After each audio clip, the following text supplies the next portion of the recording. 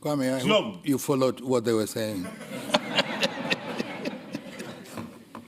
Because when you were doing the introduction, I realized that you were on top of what is happening in Kumasi and Accra. Therefore, you know. It is barely 8 weeks since I welcomed to our palace in Kumasi the directors of the British Museum and the Victoria and Albert Museum, who had traveled down to formally hand over a cache of traditional artifacts the museums had loaned to our Menchia Museum. The artifacts, as the world knows, were part of a huge stock looted from the palace of my great-grand-uncle during the invasion of Kumasi by the British troops in 1874. And their return was a culmination of years of careful negotiations between us and the two great museums.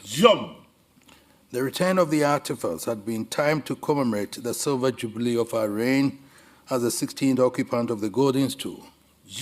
It was an important objective for us, given the growing bonds of friendship between our peoples, to find a pathway through the logjam in the global conversation about the restitution of cultural artifacts extracted from various centers in wholly unethical circumstances during the epoch of global colonial enterprise, and to demonstrate that with sincerity, mutual trust, and goodwill, the world can overcome any impediments to the rational resolution of all conflicting goals. The response of my people to the return of these artifacts has been truly reassuring.